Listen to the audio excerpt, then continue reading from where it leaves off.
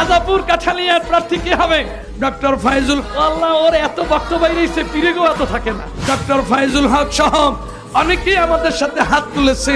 আল্লাহ দ্বীনের স্বার্থে, ইসলামের স্বার্থে যারা কাজ করবে তাদেরকে কামিয়াব করে দেন।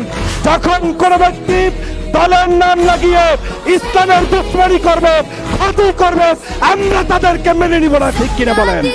নারে তাকবীর, নারে তাকবীর, আন্দোলনের আলো। রাজাপুর কাঠালিয়ার প্রার্থী কি হবে? বিশিষ্ট মিডিয়া ব্যক্তিত্ব। আল্লাহ, ওর এত বক্তব্য বাইরেছে, পিরিগো এত থাকে না। এত জীবন পীরগিরি করলাম, কদম বুসি ধার করিয়ে আনতে হয়। আমার মুরিদেরাই কেবল কদম বুসি করে। এই বেচারার সাথে গাড়িতে উঠে আমার মরণ। এখন গাড়ি যেখানেই থামে, এই স্যার কেমন আছেন? আমি কে এত মুরিদ পাইছে কই? ওই যে ইউটিউব, ফেসবুক, ওই হলে আমার দরবার, আর আমি হইলাম ওই দরবারের পিসাব।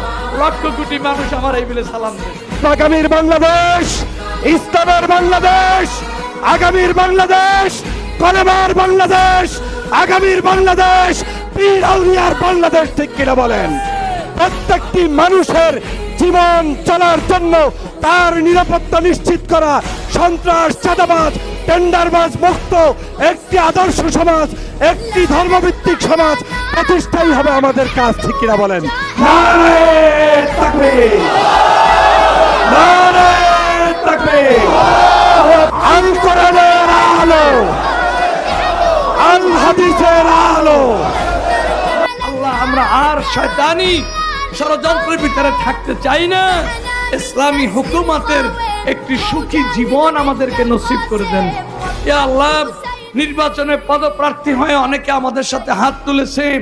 ডক্টর ফাইজুল হক সহ অনেকেই আমাদের সাথে হাত তুলেছে। আল্লাহ দ্বীনের স্বার্থে, ইসলামের স্বার্থে যারা কাজ করবে তাদেরকে কামিয়াব করে দেন। আর যারা ধর্ম ব্যবসায়ী হয়ে ইসলামের 12টা বাজাবে, তাদের ভণ্ডামি ও ষড়যন্ত্র থেকে আমাদের দেশ ও জাতিকে হেফাজত করুন। আগামীর বাংলাদেশটাকে শয়তানের ষড়যন্ত্র থেকে, খোদাদ্রোহীদের ষড়যন্ত্র থেকে, ইসলাম বিরোধীদের ষড়যন্ত্র থেকে মুক্ত হয়ে আল্লাহ আপনার বান্দার অনুকূলে একটি সমাজ গঠনে আমাদেরকে কবুল করে নেন। একটি ইসলামী রাষ্ট্রের ওসিলা বানাইয়া দেন।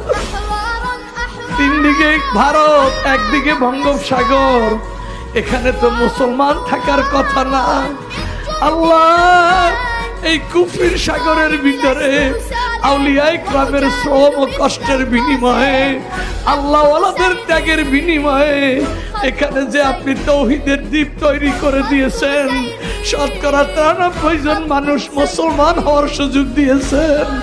আল্লাহ, সেই দয়ায় আপনি এই জমিনটাকে হেফাজত করেন, আমাদের দেশটাকে আল্লাহ ইসলামী রাষ্ট্রে পরিণত করে দেন, যাতে করে এখানের হিন্দু, বৌদ্ধ, খ্রিস্টান সহ সব মুসলিমেরা জানতে পারে যে ইসলামের আগমনে তাদের অধিকার রক্ষিত হয়েছে, তাদের বাক অধিকার, মানব অধিকার রক্ষিত হয়েছে।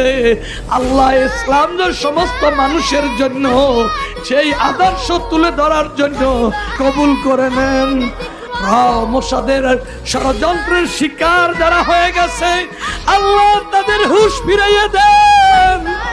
তারা মুসলমান হয়ে মুসলমানের বিরুদ্ধে অস্ত্র না ধরে, মুসলমানের ঐক্যের ফরজটাকে অস্বীকার করে বেঈমান হয়ে না যায়। আল্লাহ, আপনি আমার ভাইদেরকে আপনার হাতে সুপর্দ করলাম। আল্লাহ, যেই সমস্ত আলেম যদি ঐক্যের ভুল ব্যাখ্যা দিয়ে থাকে, আল্লাহ তাদেরকে আপনি হেদায়েত নসিব করে দেন। হেদায়েত যদি নসিবে না থাকে, আল্লাহ তাদের ষড়যন্ত্র থেকে 19 কোটি মুসলমানকে আপনি হেফাজত করুন।